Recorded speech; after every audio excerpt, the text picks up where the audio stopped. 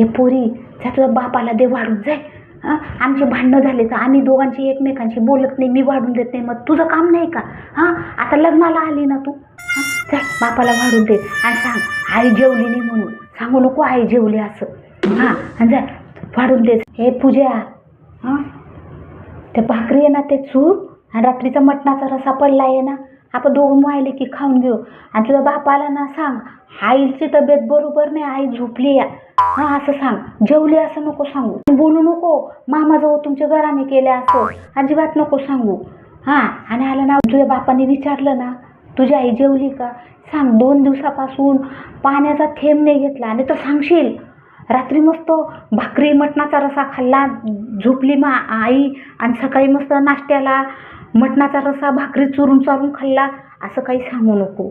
असं सांग आई ना 2 दिवसापासून जेवतच नाही असं सांग.